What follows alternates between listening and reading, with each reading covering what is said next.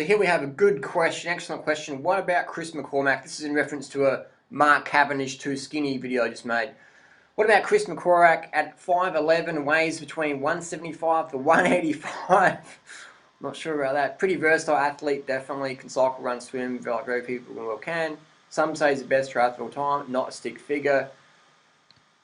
Well, I say Chris McCormack is a stick figure, and here's a picture of him. I don't know, when you got your ribs sticking out of your chest, I wouldn't call that a healthy weight. Now, here's the thing though. You gotta look like that if you want to swim, ride, and run that fast. That's just how it is. You can't look like Schwarzenegger and go as fast as people like this. Even if you're a chick, Chrissy Wellington. If you run that fast, ride that fast, and swim that fast, you're gonna look like that. That's just how it is. There's no way around it. And then you have the Raylet brother guys. You know, all the top triathletes. Here's the bottom line: whatever sport you're doing, you've got to look like everyone else. If you're a bodybuilder, you're not going to look like a cyclist. You're going to look like a bodybuilder. If you're a cyclist, you're not going to look like a bodybuilder. If you're a hill climber, you're going to look a little bit more like a hill climber than a sprinter. But then again, here we have guys like Tor Hushovd, which is a heavyweight. This guy here is a heavyweight cyclist, and he's a sprinter. When the road goes up, he gets dropped, and here's an example of a climber.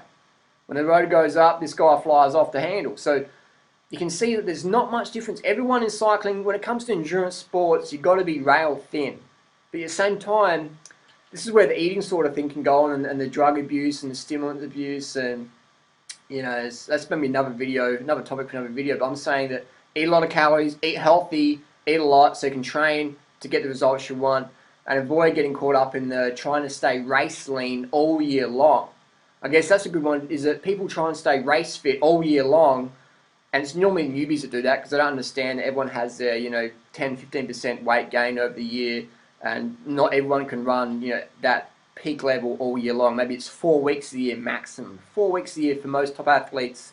Some exceptional athletes can peak for 8 weeks, 2 4-week blocks a year, but most of it's just 4 weeks a year where you really sharp peak, and then everything's just from then on. That's why you don't see people winning everything all year round when it's at the top level. So you always want to factor in that you got to be realistic, and you can't have race weight all year long. And if you try to do that, you're going to fucking be a nut job to be around. You're going to burn out so hardcore, and it's just not sustainable. I mean, I use things like these little power meters, stuff like that. I use tools like this to let me know if I'm training too much or not enough, etc. I like to train bare bones minimum because I like to be fit all year round. I don't really peak too much. I do normally peak in March. March is when I'm really flying in March, and then over the winter months I don't do much.